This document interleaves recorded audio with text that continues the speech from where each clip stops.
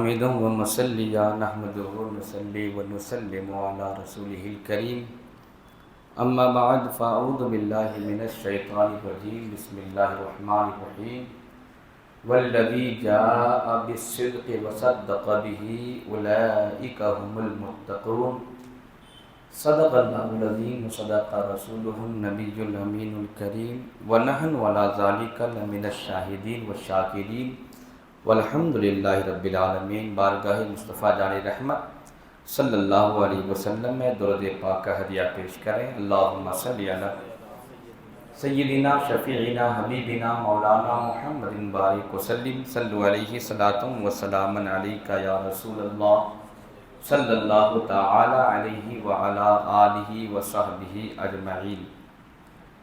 بحمدہ تبارک و تعالی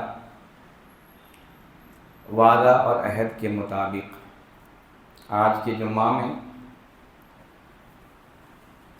خلیفۃ الرسول والمسلمین خلیفہ اول حضرت ابو بکر صدیق رضی اللہ تعالی عنہ کی خلافت اور آپ کی اولیت پر گفتگو کرنے کا شرف حاصل کروں گا، اور اتفاق سے آج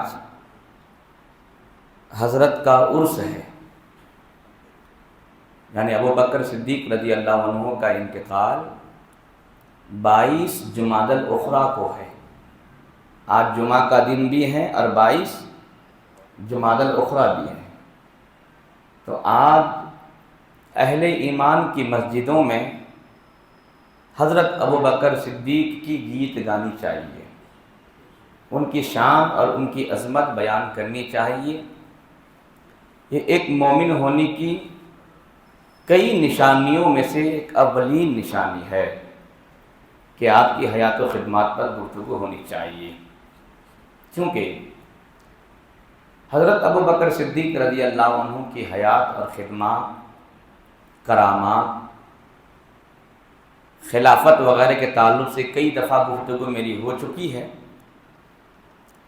تو میں نے سوچا کہ آج ابھرتے ہوئے فتنوں پر داغ بیل ڈالا جائے، یہ ابھرتے ہوئے فتنوں کا سد باب کیا جائے اور حضرت ابو بکر صدیق کی خلافت اور آپ کی اولیت پر گفتگو ہو۔ یاد رہے، اہل ایمان و اسلام کا یہ عقیدہ ہے کہ نبیوں اور رسولوں کے بعد پوری روئے زمین میں سب سے افضل اور سب سے اعلیٰ حضرت ابو بکر صدیق رضی اللہ عنہ ہیں۔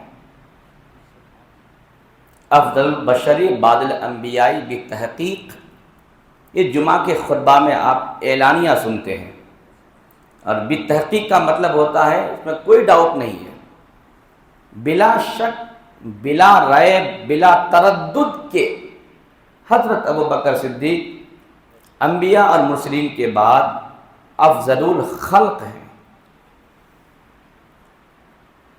حضرت ابو بکر صدیق بشمول حضرت عمر،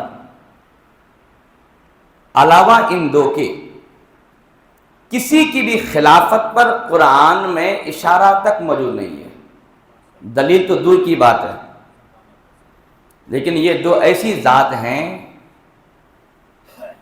کہ نبی پر قرآن اترتا ہے اور نبی صحابہ کو سناتے ہیں اور صحابہ کو حضور سمجھاتے ہیں اور صحابہ سمجھتے ہیں، اور صحابہ کہتے ہیں کہ ہاں یہ آیت ابو بکر کی خلافت پر، یہ آیت بشمول حضرت عمر کے بھی خلافت پر، سبحان اللہ۔ اس صحابہ کرام نے قرآن سن کے، قرآن پڑھ کے، قرآن سمجھ کے ہم قیامت تک کے اہل ایمان کو یہ عقیدہ دیا ہے۔ پھر ان کے بعد، ان دونوں کے بعد پھر کسی کی بھی خلافت کی جانب اشارہ اور کوئی دلیل واضح طور پر موجود نہیں ہے۔ سرکار حضرت علی رضی اللہ تعالیٰ عنہ سے بھی پوچھا گیا تھا حضرت ابو بکر کے خلافت کے موقع پر، تو آپ نے فرمایا تھا قدمک رسول اللہ فمن الذی یؤخر، کہ آپ کو رسول پاک نے آگے بڑھایا ہے، کون ہے جو آپ کو پیچھے ہٹائے؟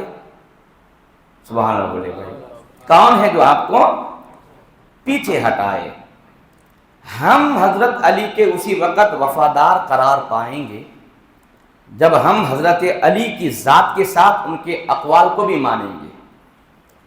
بھائی یہ کیسا عشق اور کیسی محبت کہ ہم ذات کو مانتے ہیں اور ان کے قول کو نہیں مانتے؟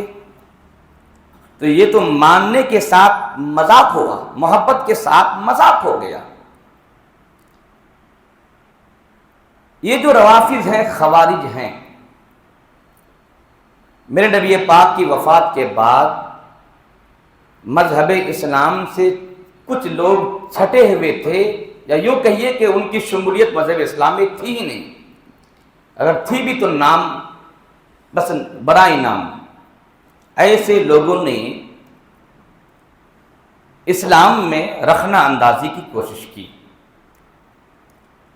حضرت علی کی خلافت کے زمانے میں ایک فرقہ نکلا، اس کا نام ہے رافضی۔ یہ حضرت علی کے زمانے میں نکلا۔ آج جو خانقاہوں میں یہ جو شیعہ مائنڈ، رافضی مائنڈ، یہ جو مجاورین بیٹھے ہوئے ہیں، تو یہ تو ہمارے اور آپ کے لیے ناخن ہوش لینے کا مقام ہے، اور بڑی شرمندگی کی بات ہے کہ مزارات اولیاء کے ہیں، ہم اولیاء کے، اولیاء ہمارے، لیکن مزارات میں اولیاء کے دشمن، خدا رسول کے دشمن لوگ بیٹھے ہوئے ہیں۔ لیکن یہ عوام کو بیوقوف بناتے ہیں وہ لوگ، حضرت علی کی محبت کا جھانسا دے کر، اور صحابہ اکرام کی شان میں یہ لوگ گستاخی کرتے ہیں۔ خاص کر کے حضرت ابو بکر صدیق اور حضرت عمر کا نامزد یہ لوگ گستاخ ہیں۔ بھائی یہ ان لوگوں نے اپنے زمانے میں اپنے کتوں کا نام ابو بکر اور عمر رکھا تھا۔ بولیے نا معاذ اللہ، بولیے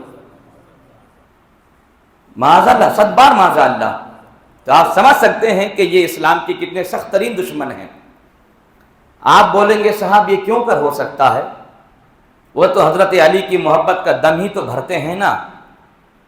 تو میں کہوں گا ٹھیک ہے، گھر کے 4 کھمبے توڑ دو، ایک کھمبا باقی رکھو، گھر باقی رہے گا۔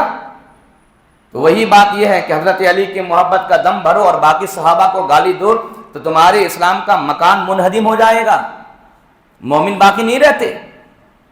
ان سبوں کی محبت پر ہمارے ایمان کا مکان قائم ہے۔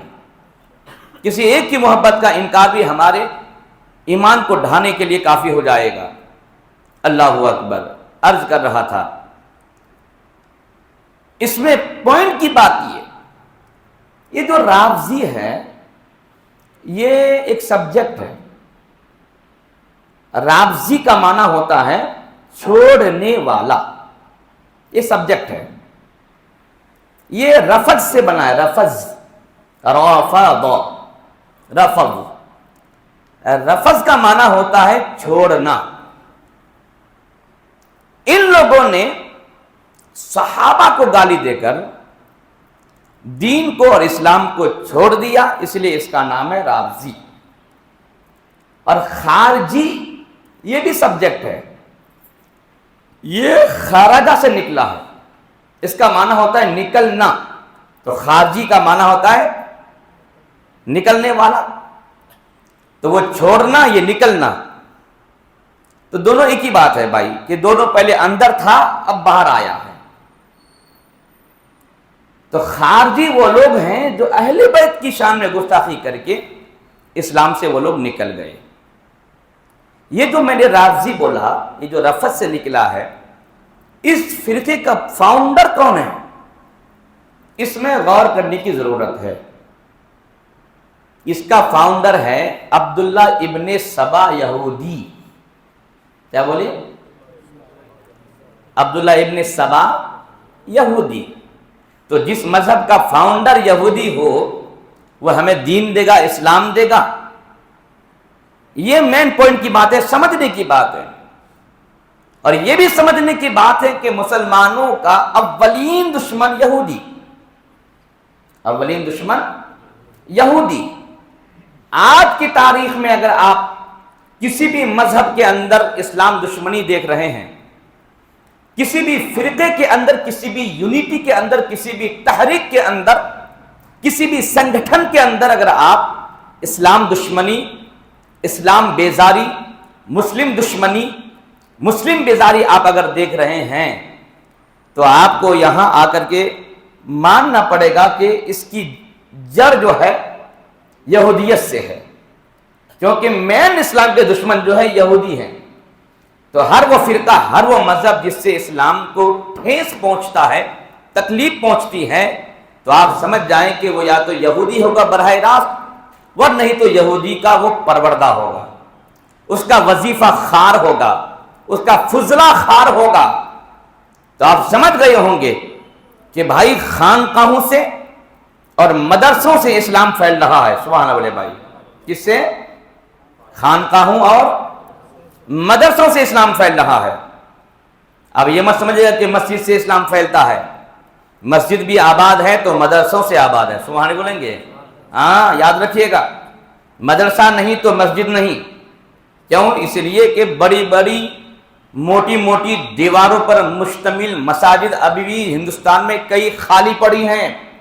کیوں؟ اس لیے کہ وہاں پر ابھی مدرسے کا فیضان نہیں پہنچا ہے۔ جب مدرسے کا فیضان امام اور مؤذن خطیب کی شکل میں پہنچے گا تو مسجد آباد ہو جائے گی۔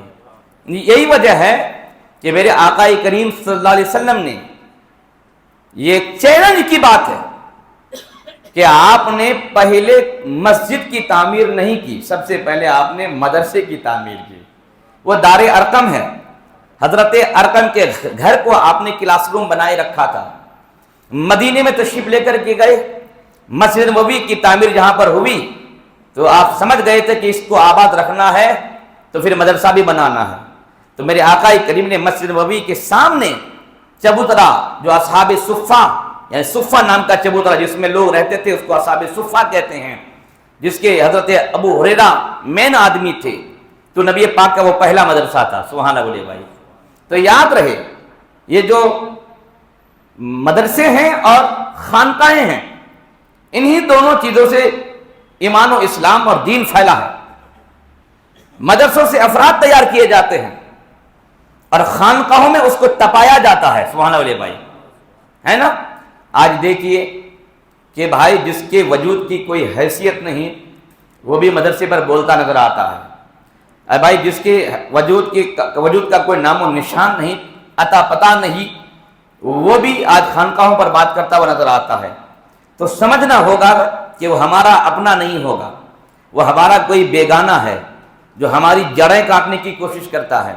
مسلمانوں کو ناخن ہوش لینے کی ضرورت ہے کہ مدرسوں کو مضبوط کریں اور نظام خانقاہ کو بھی مضبوط کریں اور اسلام کے تناظر میں کریں، لوگوں کی خواہشات پر نہیں۔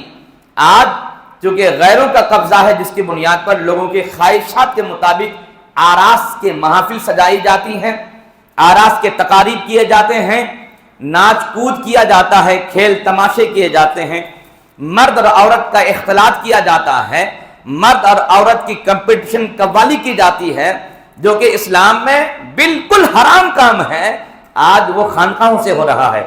تو ہم اور آپ کو سمجھنے کی ضرورت ہے کہ وہاں کوئی ہم میں سے کوئی دوسرا، ہم میں سے کوئی بیٹھا ہوا نہیں ہے، کوئی ہمارا دشمن بیٹھا ہوا ہے جو ہمارے مذہب اور ہمارے ملت کو بدنام کرنے کی کوشش کر رہا ہے۔ یہ سمجھنے کی ضرورت ہے۔ آج سمجھتے ہیں خانقاہوں سے یہ باتیں اٹھ رہی ہیں کہ حضرت علی پہلے خلیفہ تھے، حضرت علی مظلوم تھے، باقی صحابہ ظالم تھے۔ بولے نا معاذ اللہ۔ یہ کہاں سے آواز اٹھ رہی ہیں؟ مدرسوں سے نہیں، یہ آوازیں خانقاہوں سے اٹھ رہی ہیں۔ حافظ صاحب ایک گلاس، ایک بڑا پانی لا کے رکھ دیجیے گا، معاف کیجیے گا، کئی دن سے بخار میں ہوں، ابھی بھی بدن تپا ہوا ہے اور پیٹ بھی ٹھیک نہیں ہے۔ خیر، بڑی ذات پر گفتگو ہو رہی ہے، کرم ہو جائے گا انشاءاللہ۔ بولیے انشاءاللہ بولیے۔ جی عرض کر رہا تھا، تو یہ خانقاہوں سے گفتگو ہو رہی ہے۔ ارے خانقاہوں نے تو اسلام کو مضبوط کیا ہے اور آج خانقاہوں سے اسلام کو کمزور کرنے کی کوشش کی جاتی ہے، مسلمانوں کو بانٹنے کی کوشش کی جا رہی ہے۔ صحابہ اکرام سے لے کر کے اب تک مسلمان جس عقیدے پر قائم تھے، بخاری، مسلم، ابو داؤد، نسائی، ترمذی، ابن ماجہ، جتنی بھی حدیث کی کتابیں ہیں، ان کتابوں کے جو ائمہ حدیث ہیں، سبھوں نے جو حدیث نقل کی وہی ترتیب رکھا۔ حضرت ابو بکر پہلا نمبر، سبحان اللہ بولیے، عمر دوسرا نمبر، عثمان تیسرا نمبر، علی چوتھا نمبر۔ یہ ترتیب اس زمانے سے لے کر کے آج تک باقی ہے، لیکن آج کچھ دشمنان اسلام ہمارے ہی لباس میں آ کر ہمیں آنکھ دکھانے کی کوشش کر رہے ہیں اور حضرت ابو بکر صدیق کی شان گھٹانے کی ناپاک عزائم میں لگے ہوئے ہیں۔ میں آپ کو بتاؤں، حضرت ابو بکر صدیق رضی اللہ عنہ تمام نبیوں اور رسولوں کے بعد تمام مخلوق میں سب سے افضل ہیں۔ مخلوق بول رہا ہوں، مخلوق میں سب آ گئے۔ افضل الخلق بعد الانبیاء بالتحقیق، سبحان اللہ بھائی، افضل الخلق بول رہا ہوں، انبیاء اور رسول کے بعد۔ اب 18,000 مخلوقات ہیں، انبیاء اور رسول کو اگر آپ بات دے دیں تو 17,998 مخلوق بچے نا، انبیاء اور رسول، حالانکہ اگر ایک کر دے تو 17,999، تو 17,999 مخلوق میں افضل حضرت ابو بکر صدیق ہیں۔ سبحان اللہ بھائی، سبحان اللہ۔ یہ شان ہے حضرت ابو بکر صدیق کی۔ قرآن نبی پاک پر نازل ہوا، صحابہ کو نبی نے سنایا، صحابہ سمجھے اور سمجھ کر کے انہوں نے لوگوں کو بتایا احادیث کے ذریعہ سے۔ اس لیے میں نے سوچا کہ کچھ قرآنی آیات آپ کو سناتا ہوں، یہ ثابت ہو جائے گا کہ سب سے پہلے خلیفہ کون ہے۔ سبحان اللہ جی، قرآن سے دیکھیے آپ، یہ قرآن مقدس ہے اور پارہ نمبر 6 ہے اور سورہ مائدہ ہے اور آیت نمبر 54 ہے۔ اللہ کریم کا ارشاد پاک ہے، اعوذ باللہ من الشیطان الرجیم، بسم اللہ الرحمن الرحیم، یا ایھا الذین آمنوا من یرتد منکم عن دینہ فسوف یأتی اللہ بقوم یحبهم ویحبونہ اذلۃ علی المؤمنین اعزۃ علی الکافرین یجاہدون فی سبیل اللہ ولا یخافون لومۃ لائم ذالک فضل اللہ یؤتیہ من یشاء واللہ واسع علیم۔ سورہ مائدہ پارہ نمبر 6 آیت نمبر 54 ہے۔ ترجمہ سن لیں سرکار اعلیٰ حضرت کا، اے ایمان والو، تم میں جو کوئی اپنے دین سے پھرے گا تو عنقریب اللہ ایسے لوگ لائے گا کہ وہ اللہ کے پیارے اور اللہ کا پیارا اور اللہ ان کا پیارا۔ سبحان اللہ، وہ اللہ کے پیارے اور اللہ ان کا پیارا، مسلمانوں پر نرم اور کافروں پر سخت۔ سبحان اللہ بھائی، مسلمانوں پر میرے ابو بکر جیسا مسلمانوں پر کوئی نرم نہیں تھے اور میرے ابو بکر کے جیسا کافروں پر کوئی اور سخت نہیں تھے۔ بھائی حضرت عمر کا سخت جہاں جواب دے دیا وہاں پر ابو بکر کی سختی باقی تھی۔ سبحان اللہ بولیے، وہ کون ہے؟ وہ ہے زکوٰۃ کے منکرین کے ساتھ جہاد کا علم بلند کرنا۔ سبحان اللہ، سنیں، اور کافروں پر سخت، اللہ کی راہ میں لڑیں گے اور کسی ملامت کرنے والے کے ملامت کا اندیشہ نہ کریں گے۔ یہ اللہ کا فضل ہے، جسے چاہے دے، اور اللہ وسعت والا، علم والا ہے۔ سورہ مائدہ کی آیت نمبر 54 میں نے آپ کو ترجمہ کے ساتھ سنا دیا۔ جانتے ہیں یہاں حضرت علامہ مفسر قرآن سید نعیم الدین مراد آبادی علیہ رحمہ خزائن العرفان کے حوالے سے یہاں رقم تراز ہیں، فرماتے ہیں کہ یہ صفت جن کی ہے وہ کون لوگ ہیں؟ تو اس میں کئی قول ہیں۔ ایک قول یہ ہے کہ یہ حضرت علی مرتضیٰ اور حضرت حسن اور حضرت قتادہ ان تینوں نے کہا کہ یہ لوگ حضرت ابو بکر صدیق اور ان کے ساتھی لوگ ہیں۔ سبحان اللہ بھائی، یہ کون کہہ رہے ہیں؟ حضرت علی کہنے والے سبحان اللہ بولیں گے۔ تو جب حضرت علی خود قرآن کی آیت کی تفسیر کرتے ہیں اور فرماتے ہیں کہ یہاں جن لوگوں کو نکالنے کی بات ہو رہی ہے ان دشمنان اسلام سے لڑنے کے لیے وہ حضرت ابو بکر صدیق اور ان کے اصحاب ہیں، اور ان کے اصحاب میں حضرت علی بھی ہیں، تو انہوں نے اپنے آپ کو بھی شامل کر لیا۔ سبحان اللہ، جنہوں نے نبی کریم کے بعد مرتد ہونے والے اور زکوٰۃ سے منکر ہونے والوں پر جہاد کیا۔ ایاز بن غنم اشعری سے مروی، وہ کہتے کہ یہ آیت نازل ہوئی سید عالم صلی اللہ علیہ وسلم نے، جب یہ آیت نازل ہوئی تو سرور کون مکہ صلی اللہ علیہ وسلم نے حضرت ابو موسیٰ اشعری کی نسبت فرمایا کہ یہ ان کی قوم ہے۔ ایک قول یہ ہے کہ یہ لوگ اہل یمن ہیں جن کی تعریف بخاری مسلم کی حدیثوں میں آئی۔ خیر، سب سے پہلا قول حضرت ابوبکر صدیق کے بارے میں ہے، اور وہ پھر تفسیر کون کرتے ہیں؟ جو باب العلم ہے، سبحان اللہ بھائی، جو باب العلم ہے وہ تفسیر کرتے ہیں۔ تو یہاں نبی کریم کے بعد مکمل اسلام کا باغ ڈور کون سنبھالے گا؟ حضور پاک کی وفات کے بعد اسلام میں جب رخنا اندازی ہوگی تو پھر اس کے مقابلے میں آئے گا کون، اور کون ان تمام فتنوں کا سد باب کرے گا؟ کون لوگ نکلیں گے؟ تو حضرت علی فرماتے ہیں وہ حضرت ابو بکر صدیق ہیں اور ان کے چاہنے والے ہیں، سبحانہ بولیے۔ ہاں، تو یہ اولیت پر اور حضرت ابو بکر صدیق کی خلافت پر بھی بین اور واضح ثبوت اور دلیل ہے۔ یہ آیت پاک سورہ مائدہ آیت نمبر 54۔ ایک آیت اور بھی سنا دیتا ہوں،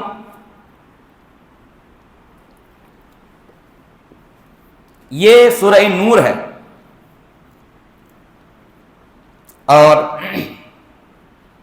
آیت نمبر 55 ہے۔ سورہ نور پارہ نمبر 18 آیت نمبر 55۔ بسم اللہ الرحمن الرحیم، وعد اللہ الذین آمنوا منکم وعملوا الصالحات لَيَسْتَخْلِفَنَّهُمْ فِي الْأَرْضِ كَمَا اسْتَخْلَفَ الَّذِينَ مِنْ قَبْلِهِمْ وَلَا يُمَكِّنَنَّ لَهُمْ دِينَهُمُ الَّذِي ارْتَضَىٰ لَهُمْ وَلَا يُبَدِّلَنَّهُمْ مِنْ بَعْدِ خَوْفِهِمْ أَمْنًا يَعْبُدُونَنِي لَا يُشْرِكُونَ بِي شَيْئًا وَمَنْ كَفَرَ بَعْدَ ذَلِكَ فَأُولَٰئِكَ هُمُ الْفَاسِقُونَ۔ یہ سورہ نور کی آیت نمبر 55 ہے۔ اس کا ترجمہ سن لیں۔ اللہ نے وعدہ دیا ان کو جو تم میں سے ایمان لائے اور اچھے کام کیے کہ ضرور انہیں زمین میں خلافت دے گا، سبحانہ بولیے، کہ ضرور انہیں زمین میں خلافت دے گا جیسی ان سے پہلوں کو دی، اور ضرور ان کے لیے جمع دے گا ان کا وہ دین جو ان کے لیے پسند فرمایا ہے، اور ضرور ان کے اگلے خوف کو امن سے بدل دے گا۔ میری عبادت کریں، میرا شریک کسی کو نہ ٹھہرائیں، اور جو اس کے بعد ناشکری کرے تو وہی لوگ بے حکم ہیں۔ جانتے ہیں اس آیت پاک کی تفسیر میں کئی نہیں دارے لیتے ہیں کہ یہ اس آیت میں حضرت ابو بکر صدیق رضی اللہ عنہ اور آپ کے بعد ہونے والے خلفائے راشدین کی خلافت کی دلیل ہے، سبحان اللہ بولیں، کیونکہ ان کے زمانے میں فتوحات بڑے بڑے ہوئے، کیسر و کسرا وغیرہ ملوک کے خزائن مسلمانوں کے قبضے میں آئے، امن اور تمکین اور دین کا غلبہ حاصل ہوا۔ جامع ترمذی اور ابو داؤد کی حدیث ہے، میرے آقا کریم نے فرمایا خلافت میرے بعد 30 سال ہے، پھر یہ جو ہے ملک ہو جائے گا۔ اس کی تفصیل یہ ہے کہ حضرت ابو بکر صدیق کی خلافت 2 برس، یعنی میرے آقا نے فرمایا ہے خلافت 30 سال، اور 30 سال کے بعد وہ ملوکیت اور امارت میں تبدیل ہو جائے گی، خلافت راشدہ نہیں رہے گی۔ راشد خلافت وہ 30 سال ہے، تو اگر حضرت ابو بکر، عمر، عثمان کی خلافت کو نکال دیں گے تو پھر یہ ابو داؤد جامع ترمذی کی اس حدیث پر آپ کی کیا رائے رہے گی؟ حضرت علی ہی کی خلافت کو مانیں گے، ان حضرات کی خلافت کا انکار کر دیں گے تو نبی پاک کا جھوٹا ہونا ثابت ہوگا۔ اس زمین میں میرے نبی جیسا کوئی سچا نہیں آیا ہے، سبحان اللہ بھائی۔ بتائیے یہ لوگ ہمارے عقیدے کی بنیاد کھود کے پھینکنے کی کوشش کر رہے ہیں اس طرح کی بے پر کی باتیں کر کے۔ یاد رہے میرے آقا نے فرمایا کہ میری خلافت 30 سال ہے، تو چاروں خلیفہ بشمول امام حسن، سبحان اللہ بولیے، بشمول امام حسن، آپ مدت خلافت گن لیجئے، مکمل 30 سال نظر آتے ہیں، سبحان اللہ بولیے۔ یہاں لکھا ہے دیکھیے، حضرت ابو بکر کی خلافت 2 برس 3 ماہ، حضرت عمر کی خلافت 10 سال 6 ماہ، حضرت عثمان غنی رضی اللہ تعالیٰ عنہ کی خلافت 12 سال، حضرت علی مرتضیٰ کی خلافت 4 سال 9 ماہ۔ سب کو جب جوڑ دیں گے تو کتنا ہوگا معلوم ہے؟ 29.5، کتنا بولیے؟ 29.5 ہوں گے، 6 ماہ باقی ہے اس کے بعد حضرت امام حسن کی خلافت 6 ماہ ہوئی ہے. امام حسن کی خلافت 6 ماہ ہوئی ہے. سب کو جب جوڑ دیں گے تب جا کے سمجھ میں آئے گا کہ نبی پاک کی حدیث مکمل سچائیت کا سورج طلوع کر رہی ہے. سبحان اللہ. کہ میرے آقا نے فرمایا تھا کہ میرے بعد خلافت 30 سال رہے گی. اور ہمارے ائمہ نے جو کتابوں میں لکھا، تاریخ الخلفاء امام جلال الدین سیوطی کی لکھی ہوئی کتاب ہے، عربی زبان میں ہے. ہم لوگ عربی لٹریچر کو اسٹرانگ کرنے کے لیے اپنے بچوں کو وہ کتاب پڑھاتے ہیں تاکہ بچوں کو زبر زیر پیش یہ سب کا فرق معلوم ہو. اس کتاب کو بھی آپ پڑھیے تو آپ کو معلوم ہوگا کہ امام جلال الدین سیوطی نے جب کتاب کو لکھا اور لکھا تاریخ الخلفاء، سبحان اللہ بولے بھائی، کیا لکھا؟ تاریخ الخلفاء. تو سب سے پہلے رکھا ابو بکر صدیق کو، پھر حضرت عمر کو، پھر حضرت عثمان کو، پھر حضرت علی کو، پھر حضرت امام حسن مجتبیٰ کو. سبحان اللہ. جب خلفاء کا لفظ استعمال کیا انہوں نے تو امام حسن کو بھی اس کے اندر شامل فرمایا ہے. تو یاد رہے کہ اس آیت پاک میں چاروں خلفاء بشمول امام حسن کی خلافت پر دلیل اور حضرت ابو بکر صدیق کی اولیت پر دلیل ہے. سبحان اللہ نہیں بولیں گے؟ ایک آیت اور بھی آپ کو سناتا ہوں اسی ضمن کی. جی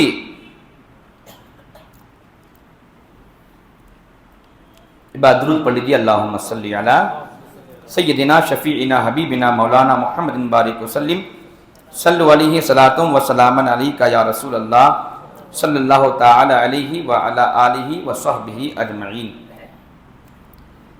جی یہ سورہ فتح ہے اور آیت پارہ نمبر 26 سورہ فتح اور آیت نمبر ہے 16. بسم اللہ الرحمن الرحیم. قل للمخلفین من الاعراب ستدعون الى قوم اولی بأس شدید یقاتلونہم او یسلمون فإن تطیعوا یؤتکم اللہ اجرا حسنا وإن تتولوا كما تولیتم من قبل يعذبکم عذابا علیما. ترجمہ سنیں اعلیٰ حضرت کا. ان پیچھے رہ گئے ہوئے گواروں سے فرماؤ عنقریب تم ایک سخت لڑائی والی قوم کی طرف بلائے جاؤ گے کہ ان سے لڑو یا وہ مسلمان ہو جائیں. پھر اگر تم فرمان مانو گے اللہ تمہیں اچھا ثواب دے گا، اور اگر پھر جاؤ گے جیسے پہلے پھر گئے تو تمہیں دردناک عذاب آئے گا.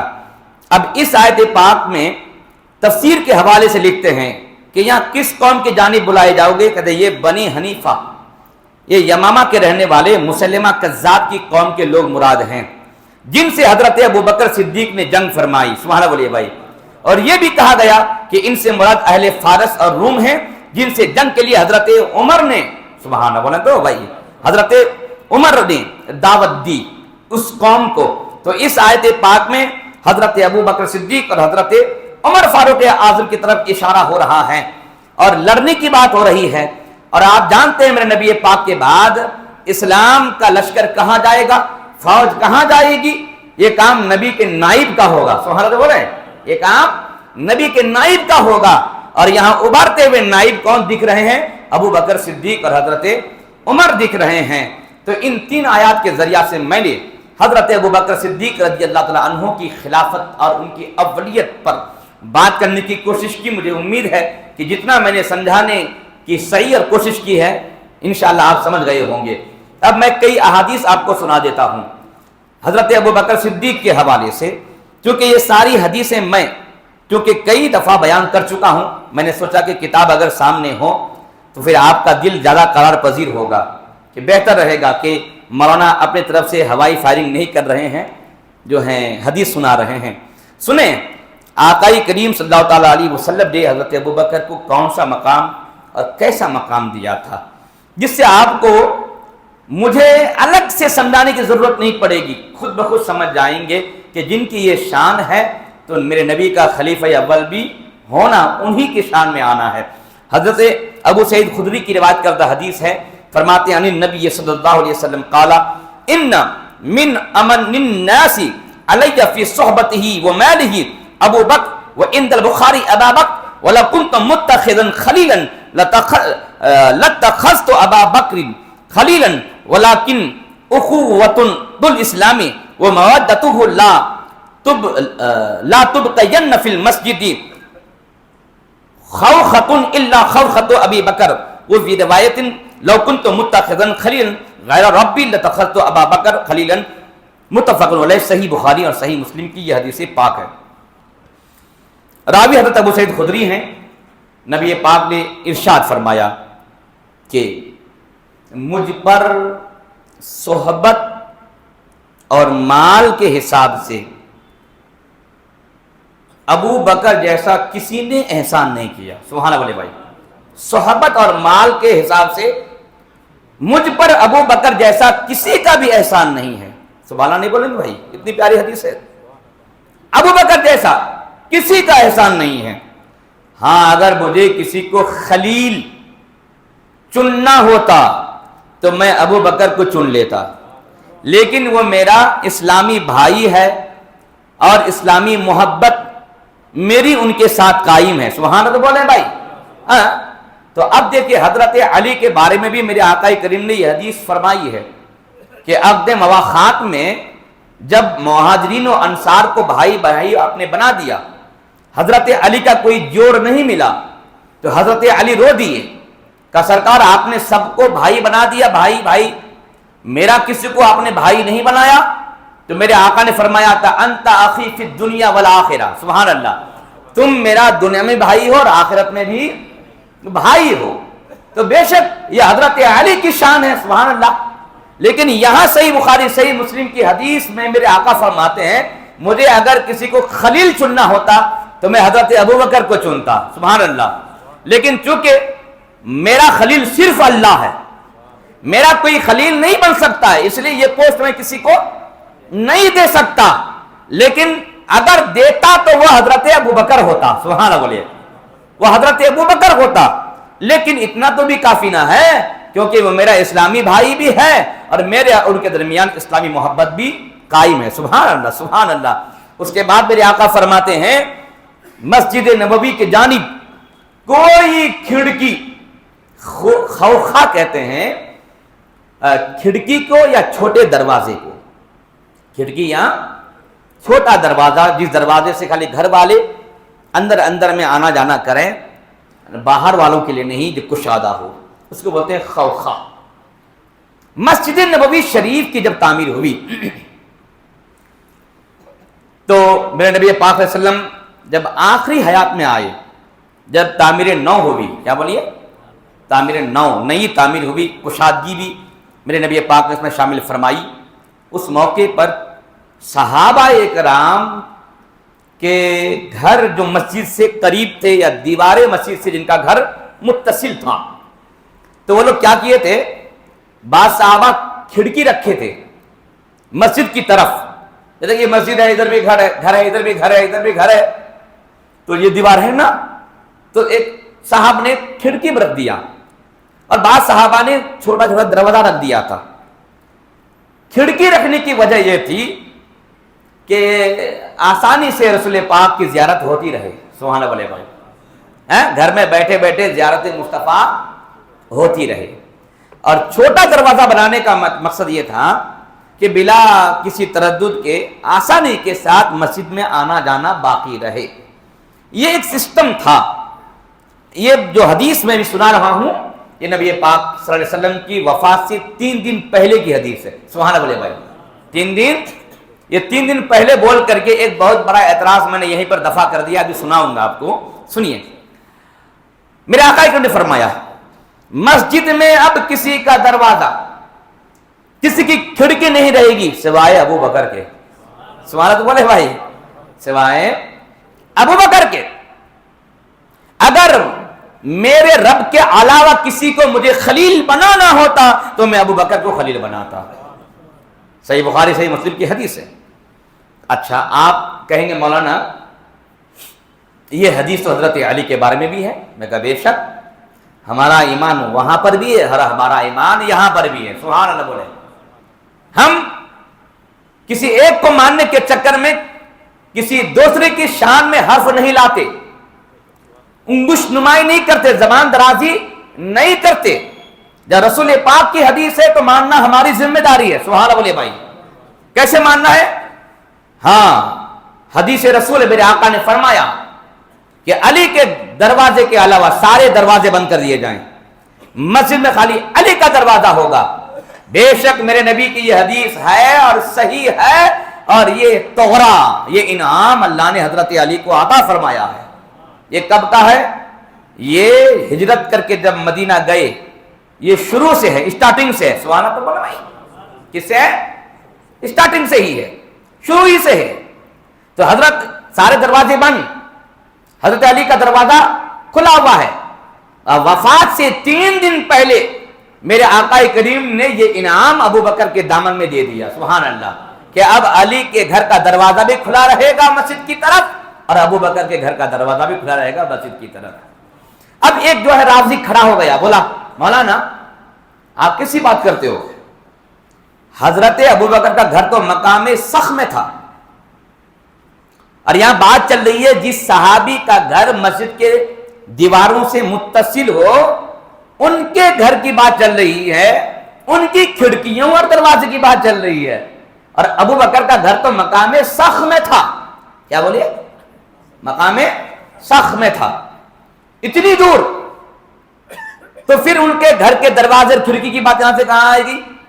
تو میں کہوں گا بے وقوف ہو، تم نے حدیث پڑھا نہیں۔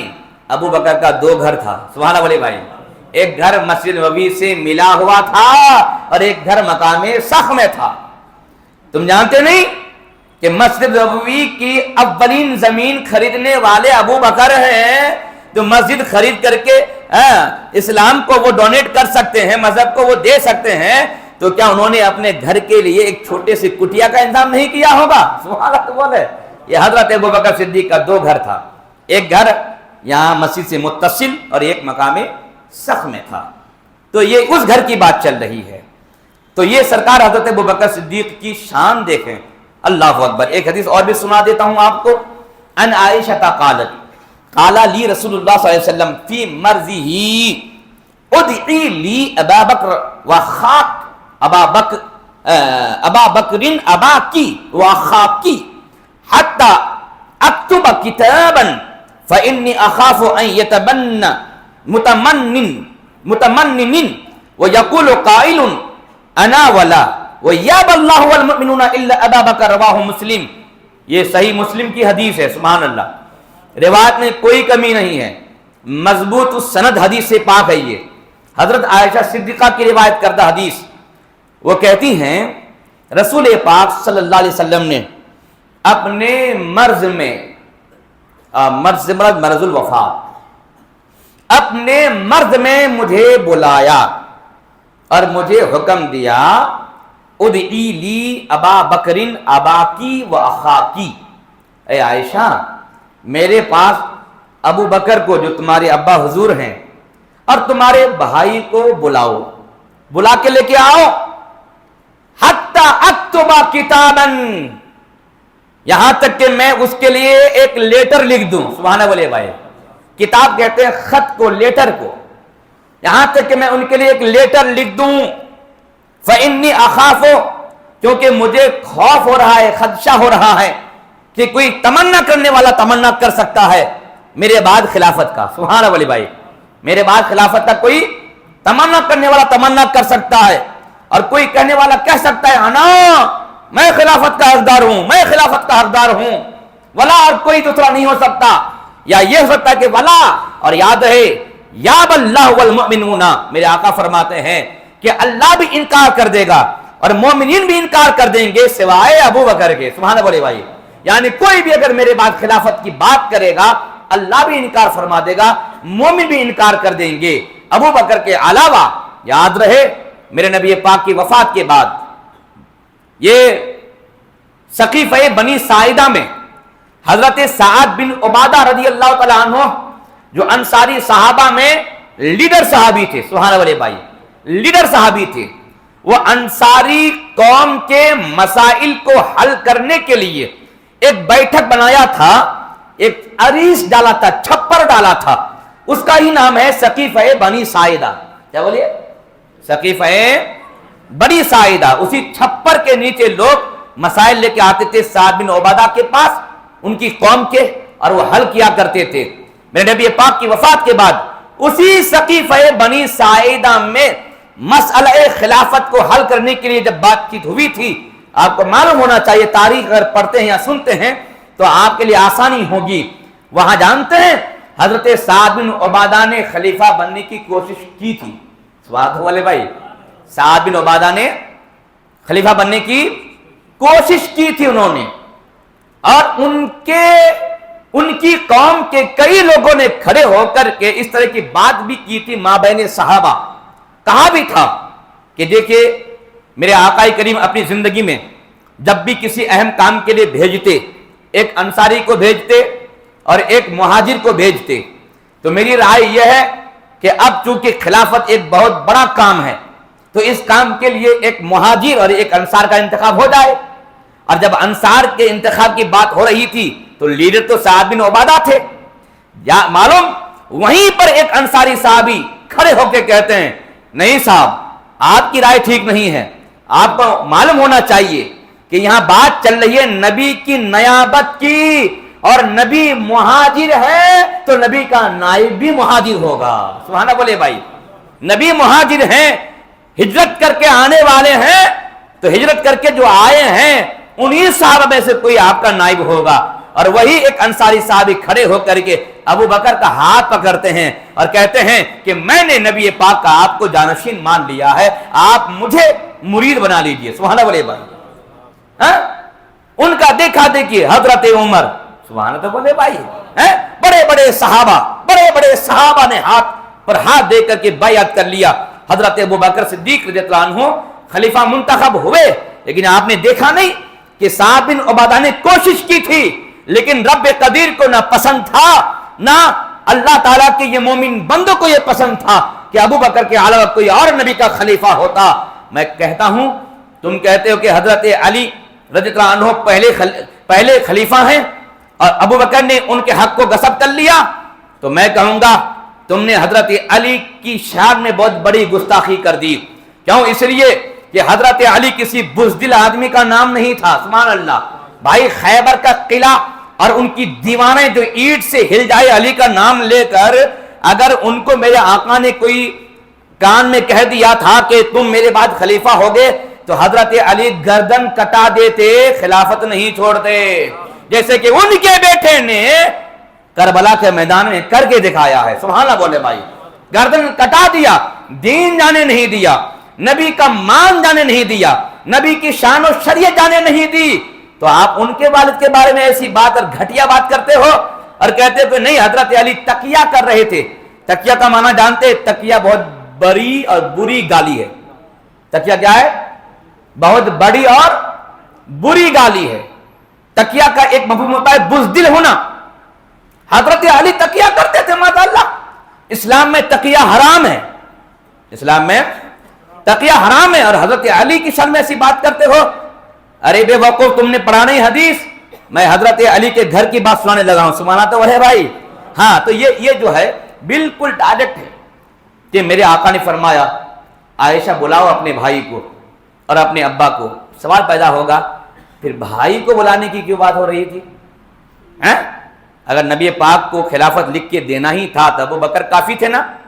تو محدث نے کہا ہے لکھنے کے لیے، سبحان اللہ بھائی، لکھنے کے لیے ان کے بیٹے کو بھی بلا لو۔ وہ حضرت عبد الرحمن بن ابو بکر صدیق رضی اللہ تعالیٰ عنہما ہیں۔ جانتے ہیں جو شان ان کو اللہ نے عطا کی کسی اور کو نہیں۔ حضرت ابو بکر صدیق خود صحابی، ماں باپ صحابی، اولاد صحابی، پوتے بھی صحابی، یعنی باپ سے لے کر کے پوتے تک کتنی پشت ہوئی؟ بولے نا بھائی، 4، بولے نا کتنی پشتیں؟ 4 پشتیں صحابیت سے مشرف ہیں ابو بکر صدیق کی۔ اللہ اکبر! آپ جہاں بھی دیکھیے میرے نبی پاک کے بعد ابو بکر نظر آتے ہیں۔ ایمان و اسلام کی بات آئی، نبی کے بعد ابو بکر۔ بولے تو بھائی سبحان اللہ، تو بولے بھائی۔ غار ہیرا کی بات آئی، غار ثور کی بات آئی، تو نبی پاک کی بات ابو بکر۔ میں پوچھنا چاہوں گا کہ حضرت ابو بکر کی وفات کے بعد کیا جنت البقیع میں جگہ نہیں تھی؟ پوچھئے آپ، کیا جنت البقیع میں جگہ نہیں تھی؟ کیا حضرت علی حسنین کریمین اور اکابر صحابہ وہاں پر موجود نہیں تھے؟ آج اس طرح کی گھٹیا باتیں کر کے کیا اتنی بڑی صحابہ کی جماعت کو گالیاں نہیں دی جاتی؟ حضرت ابوبکر کا انتقال ہوا، جنت البقیع میں جگہ ہی جگہ تھی، کہیں بھی قبر بن سکتی تھی، اور حضرت ابوبکر نے خواہش کا اظہار بھی نہیں کیا تھا کہ مجھے نبی پاک کے قریب دفن کرو، صحابہ نے متفقہ طور پر نبی پاک کے پہلو میں لے کے دفن کیا۔ سبحان اللہ بولے بھائی، کیوں؟ اس لیے کہ صحابہ جانتے تھے کہ بھائی اسلام لے کر نبی پاک نے اعلان کیا آیا تو نبی پاک کے بعد ہر میدان میں دوسرا اگر کوئی نظر آتا ہے وہ ابوبکر ہے۔ تو پھر اس گھر کے اندر عائشہ صدیقہ کے کمرے کے اندر ایک جگہ باقی ہے، سبحان اللہ بولے بھائی، تو اس جگہ کا حقدار کون ہونا چاہیے؟ ابوبکر ہونا چاہیے۔ تو صحابہ نے متفقہ طور پر وہاں دفن کیا ہے۔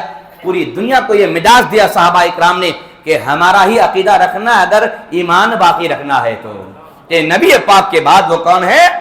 حضرت ابوبکر صدیق رضی اللہ تعالی عنہ ہیں۔ سنیں، میں اپنی بات نہیں کر رہا ہوں، آئیے صحیح بخاری صحیح مسلم کی حدیث سناتا ہوں۔ ان جبیر بن مطعم قال اتت النبی صلی اللہ علیہ وسلم امرأۃ فکلمته فی شیء فامرها ان ترجع الیہ قالت یا رسول اللہ ارأیت ان جئت ولم اجدك كأنها تريد الموت قال فإن لم تجديني فأتي ابا بکر۔ سبحان اللہ بولے بھائی، حضرت جبیر بن مطعم کی روایت کردہ حدیث صحیح بخاری صحیح مسلم متفق علیہ حدیث ہے یہ کہ ایک عورت نبی پاک کی بارگاہ میں آئی کسی مسئلے کے لیے، یعنی کیس کے لیے، مقدمہ کے لیے، کسی مقدمہ کو لے کر وہ ایک عورت نبی کی بارگاہ میں آئی تو میرے آقا کریم نے فرمایا ٹھیک ہے تم کل آنا۔ تو مقدمہ میں کیس دینا، یہ تاریخ دینا نبی کی سنت ہے۔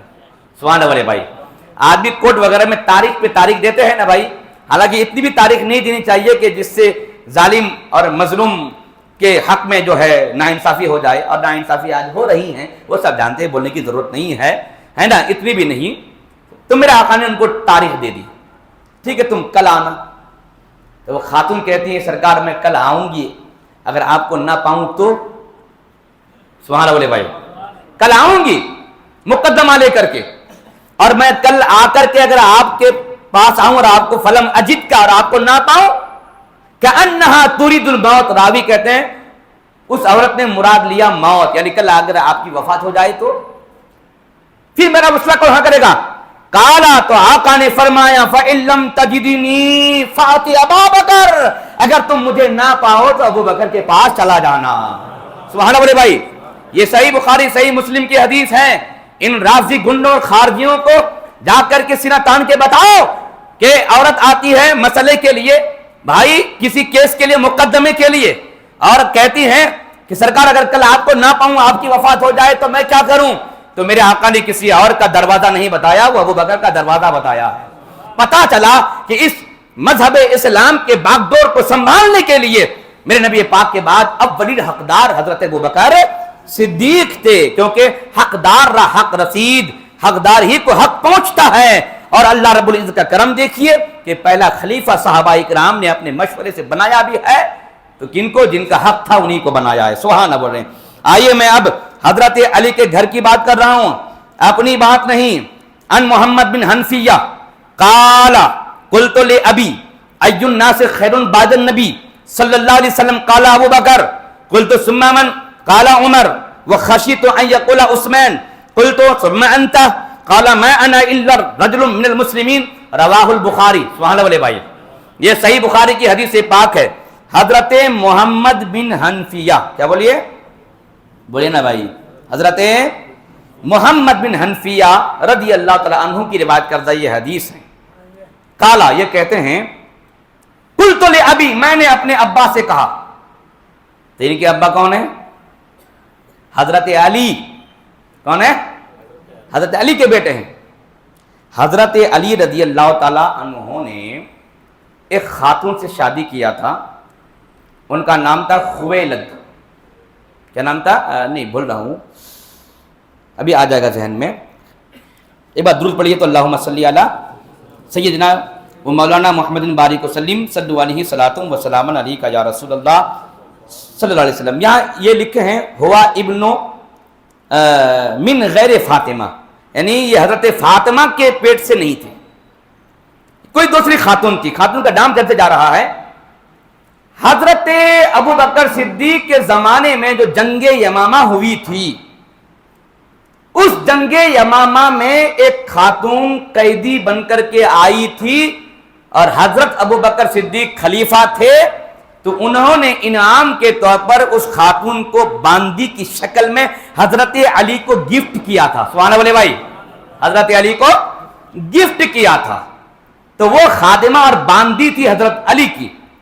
ان کے پیٹ سے حضرت محمد بن حنفیہ پیدا ہوئے جو حضرت علی کے بیٹے ہیں. سبحان اللہ تو بول دیجئے، سن رہے ہیں؟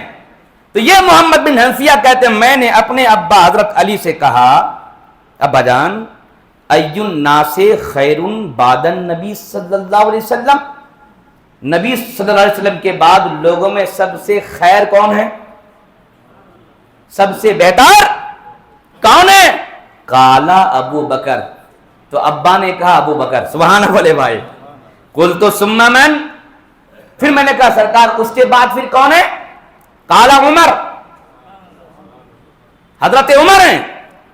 اب محمد بن حنفیہ کہتے ہیں خشیت ان یقول عثمان، اگر میں تیسرا سوال کر دوں گا تو مجھے خوف ہوا کہ اب حضرت عثمان کا نام لے لیں گے. مطلب حضرت محمد بن حنفیہ کو اس بات کا ایمان و یقین تھا اور وہ جانتے بھی تھے، صحابہ اکرام کا موومنٹ سمجھتے تھے، اس لیے انہوں نے کہا کہ اگر میں تیسرا سوال کروں گا تو ابا عثمان غنی کا نام لے لیں گے. تو میں نے ڈائریکٹ ابا سے کہا اس کے بعد آپ ہیں، ثم انت، اس کے بعد آپ ہیں. قالا انا ما نہیں انا الا رجل من المسلمین، میں تو مسلمانوں میں ایک عام آدمی ہوں. سبحان اللہ بھائی. یہ حضرت علی کی خاک ساری تھی. سبحان اللہ بھائی. ایک نیاز مندی تھی، عاجزی تھی، ان کی انکساری تھی کہ انہوں نے اپنے آپ کو عام مسلمانوں میں شمار کر دیا، حالانکہ وہ عام مسلمانوں میں نہیں ہے بھائی. وہ تو وہ ذات ہیں کہ ادھر 4 خلفاء میں بھی ان کا نام، ادھر پنجتن میں بھی ان کا نام. سبحان اللہ بھائی. وہ تو وہ ذات ہیں. لیکن جب ترتیب کی بات آئی کہ لوگوں میں نبی کے بعد سب سے افضل کون ہے، تو علی کہتے ہیں اور علی کا بیٹا لوگوں کو سناتے ہیں. سبحان اللہ بھائی. وہ کون؟ حضرت ابو بکر ہیں، پھر حضرت عمر ہیں، اور حضرت محمد بن حنفیہ کہتے ہیں مجھے ڈر لگا کہ کہیں عثمان کا نام نہ لے لے. سبحان اللہ. تو یہاں سے بھی حضرت عثمان غنی کی 3rd پوزیشن ثابت ہو رہی ہے. اللہ اکبر. یاد رہے یہ محمد بن حنفیہ بڑے بہادر تھے، بالکل باپ کی طرح دلیر. آج کل کیا ہوتا ہے، کسی خاندان میں اگر زبردست یونٹی ہے، بھائی لوگ مل جل کے رہتے ہیں، تو قریب پڑوس کو یہ بات ہضم نہیں ہوتی. جب تک آگ نہیں لگاتے ہیں تب تک دم نہیں لیتے ہیں. تو اس زمانے میں بھی کسی آگ لگانے والے نے آگ لگانے کی کوشش کی. حضرت امام حسن، حضرت امام حسین اور حضرت محمد بن حنفیہ اور دیگر بھائی لوگ بہت گھل مل کر کے رہتے تھے، ایک دوسرے کا احترام بجا لاتے تھے، عزت کرتے تھے، جیسا حضور نے فرمایا تھا ویسا کیا کرتے تھے. کیونکہ حسنین کریمین صحابی اور محمد بن حنفیہ یہ ہیں تابعی. یہ صحابی نہیں ہیں، یہ کیا ہے؟ یہ تابعی ہیں. حضرت ابو بکر صدیق کے خلافت میں ان کے امی کی حضرت علی کے پاس آئی اور تب جا کے ان کی پیدائش ہے. یہ تابعی ہیں. تو ایک صحاب نے حضرت محمد بن حنفیہ سے کہا، اور یہ سوال کب کیا تھا؟ حضرت علی کے خلافت کے زمانے میں. حضرت علی کے خلافت کے زمانے میں کسی آگ لگانے والے نے یہ سوال کیا محمد بن حنفیہ سے. کیا کیا؟ اے محمد بن حنفیہ، کیا جی تمہارے ابا جہاں بھی لشکر بھیجتے ہیں، جنگ کے لیے بھیجتے ہیں، تو خالی تم ہی کو بھیجتے ہیں؟ کہیں پر جان کی باری بات آتی ہے تو خالی تم ہی کو بھیجتے ہیں، اور حسنین کریمین کو پھر جنگ میں نہیں بھیجتے؟ اب بتائیے اگر بھائیوں میں اس طرح کی بات کریں گے آپ، حسد نہیں ہوگا؟ بہت خدا نہیں ہوگا؟ ہاں بات تو بالکل صحیح کہہ رہا یار. ہاں صحیح بات ہے، میرے ابا خالی جہاں بھی خطرہ کی جگہ ہے وہاں مجھے بھیجتے ہیں اور دونوں بیٹے کو نہیں بھیجتے ہیں. اس کا مطلب مجھ سے محبت نہیں ان کو، مجھ کو ماننا چاہتے ہیں جنگ کے ذریعہ سے. اس طرح کی باتیں آئیں گی نہیں آئے گی؟ لیکن یہ گھرانہ علی کا ہے. سبحان اللہ بولیے بھائی, سبحان اللہ بولیے. یہ گھرانہ علی کا ہے. حضرت محمد بن حنفیہ کہتے ہیں اس سوال کرنے والے کو, سنو حسنین کریمین آنکھ ہیں. کیا بولے, کیا بولے, بولے حسنین کریمین آنکھ ہیں, میں علی کا بازو ہوں, ہاتھ ہوں, اور آنکھوں کو ہاتھ بچاتا ہے. سبحان اللہ بولے بھائی, آنکھوں کو ہاتھ بچاتا ہے, اسی لیے میں ان آنکھوں کی حفاظت میں ہر جگہ نکل جایا کرتا ہوں. سبحان اللہ بولے بھائی. تو یہ محمد حنفیہ تھے. ٹائم کتنا ہوا؟ اچھا صبح بس 2-3 منٹ بال کر کے کیا بتاؤں, بہت ساری حدیثیں ہمارے پاس بھی موجود تھیں سنانے کے لیے. ایک بات دودھ پڑھ جائے. اللہم صلی علی سیدنا شفیعنا حبیبنا مولانا محمد بارک وسلم صلو علیہ صلاۃ و سلام علیکہ یا رسول اللہ صلی اللہ تعالی علیہ وعلی آلہ وصحبہ اجمعین. ایک حدیث پاک سنا کر کے بات میں بند کر رہا ہوں. یہ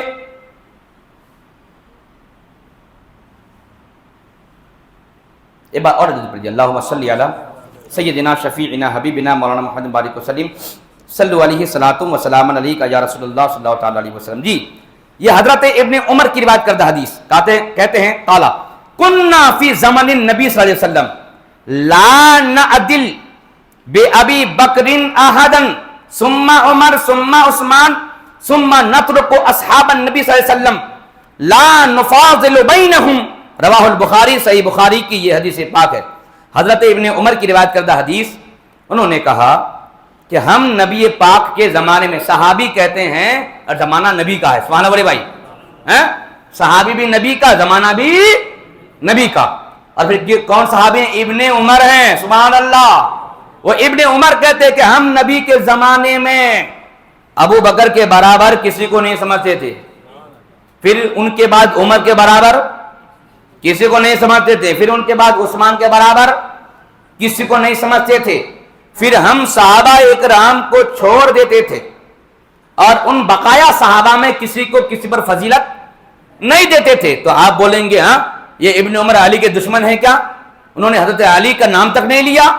تو یاد رہے محدثین نے پیارا جواب دیا ہے, کیونکہ یہ ابن عمر تھا. سبحان اللہ بھائی, یہ کوئی ابن سبا نہیں تھا, یہ کوئی یہودی کا بیٹا نہیں تھا, یہ صحابی رسول کا بیٹا تھا. وہ جانتے تھے کہ حضرت علی تو پنجتن میں شامل ہی ہیں. سبحان اللہ. یہ اہل بیت کی بات نہیں کر رہے تھے, یہ صحابہ کی بات کر رہے تھے. یعنی صحابہ میں ہم, سبحان اللہ بھائی, صحابہ میں ہم ابو بکر جیسا کسی کو, پھر ان کے بعد عمر کو, پھر ان کے بعد عثمان کو. رہی بات حضرت علی کی, وہ تو گھر کے ہیں. سبحان اللہ. کیسا ایمان ہے نا, کیسا ایمان ہے کہ ہمارا دونوں ہاتھ اہل بیت اور صحابہ کی محبت سے لبریز ہے. سبحان اللہ, سبحان اللہ. لیکن ایسے لوگوں کو آنکھوں میں آنکھ ڈال کر بتانا ہوگا آپ لوگوں کو کہ کوئی بھی اگر ایسی بات کرتا ہے کہ حضرت ابو بکر, عمر, عثمان ظالم تھے, ان لوگوں نے خلافت کو چھین لیا تھا, معاذ اللہ معاذ اللہ, وہ اسلام کی بنیاد اکھاڑنے کی کوشش کر رہا ہے. اور میں آپ کو بتا دوں آج بنگلور کے بہت ساری خانقاہوں سے ایسے لچے لفنگے لوگ سامنے آ رہے ہیں جو ہمارے نوجوانوں کو بگاڑنے کی کوشش کر رہے ہیں. صحابہ اکرام سے لے کر کے آج تک ہم سب کا, یعنی اہل اسلام کا اور اہل سنت کا عقیدہ یہ ہے کہ نبیوں اور رسولوں کے بعد سب سے افضل, سب سے اعلیٰ حضرت ابو بکر, بولا نا بھائی, حضرت ابو بکر صدیق رضی اللہ تعالی عنہ ہیں. جی ایک جو حدیث سنا کر کے بات ختم کرنے والا تھا وہ سنا رہا ہوں. جانتے ہیں وہی ابن عمر کی روایت کردہ حدیث. قالا, وہ کہتے ہیں رسول پاک نے, قالا رسول صلی اللہ علیہ وسلم انا اول من تنشق عنہ الارض ثم ابو بکر ثم عمر ثم اتى اهل البقيع ثم اتي اهل البقيع فيحشرون معي ثم انتظر اهل مكه حتى احشر بین الحرمین. رواہ الترمذی. حضرت ابن عمر کی روایت کردہ حدیث ہے. وہ کہتے ہیں رسول پاک نے ارشاد فرمایا صلی اللہ علیہ وسلم, میرے آقا فرماتے ہیں کہ جب قیامت قائم ہوگی, دوسرا سور پھونکا جائے گا اور قبروں سے جب لوگ اٹھیں گے تو سب سے پہلے زمین سے میں نکلوں گا, پھر ابو بکر نکلے گا, پھر عمر نکلے گا. سبحان اللہ بھائی, کیونکہ تینوں ایک مزار کے اندر ہیں, تینوں ایک مزار کے اندر ہیں. آقا فرماتے ہیں جب زمین سے ہم نکلیں گے پہلے میں, پھر ابو بکر, بولا نا بھائی, پھر عمر, پھر میں اہل बकी के पास आऊंगा, सुभान अल्लाह भाई, अहले बकी के पास आऊंगा, मेरे साथ वो सब उठेंगे, फिर मैं मक्का मदीना के बीच में जहां हजरत आमना का मज़ार है वहां खड़े होकर के इंतजार करूंगा, उधर से अहले मक्का आएंगे, सुभान अल्लाह भाई, जन्नतुल मुअल्ला कब्रिस्तान से वो लोग आएंगे, फिर उसके बाद मेरे आका फरमाते फिर हम यहां से उठेंगे। मतलब तो बोले सुभान अल्लाह, अल्लाह अकबर, अल्लाह अकबर। साहब इस तरह की हदीस हैं। हजरत अम्र बिन आस रदी अल्लाह ताला अन्हु को एक दफ़ा मेरे आका सल्लल्लाहु अलैहि वसल्लम ने एक लश्कर में उनको कमांडर बना करके भेजा, तकरीबन 250-300 फौज दे करके, सिपाही दे करके उनको कमांडर मुंतखब किया और एक लश्कर में भेज दिया। तो अब वहां जाकर के उनको और जरूरत पड़ी, तो मेरे आका करीम ने हजरत अबू बकर को भी और हजरत उमर को भी, सुभान अल्लाह बोले भाई, हाँ उमर को और कई और दिगर सहाबा को एक छोटी सी कुमुक बना करके उनके सपोर्ट के लिए पीछे भेजा कि जाओ, अम्र बिन आस वहां पर लड़ रहे हैं, उनको फौज की जरूरत है, तो तुम लोग जाओ उनको सपोर्ट करो। लड़ाई हुई, जंग हुई, मुसलमान जीत गए। अब जब वापसी हो रही है तो हजरत अम्र बिन आस के दिल में एक बात आई। क्या बात आई? कि मैं आज ऐसे लश्कर का कमांडर हूं कि जिस लश्कर में बड़े बड़े लोग मौजूद हैं, यानी मैं कमांडर हूं और सिपाही बन के अबू बकर हैं, सिपाही बनकर के उमर हैं, और कमांडर का मर्तबा ऊंचा होता है। इसका मतलब अबू बकर उमर को मेरे लश्कर में हुजूर ने भेजकर शायद मुझे कुछ नवाजना चाहा है। उनके दिल में ऐसी बात आई। तो जब वहां से वापस आए, मदीना आए, तो उन्होंने आकर सवाल हुजूर से किया कि सरकार, लोगों में सबसे अफजल कौन है? सुभान अल्लाह भाई, यानी उनके दिल में वो बात खटक रही थी कि अब तक तो हम लोग अफजल अबू बकर उमर को मानते थे और आज तो ये लोग मेरे लश्कर में आ गए, मैं उनका कमांडर, मैं तो बड़ा हो गया। तो सवाल करता हूं सरकार, लोगों में सबसे अफजल कौन है? मेरे आका ने फरमाया अबू बकर। सुभान अल्लाह भाई, अबू बकर, उनके बाद उमर, उनके बाद उस्मान।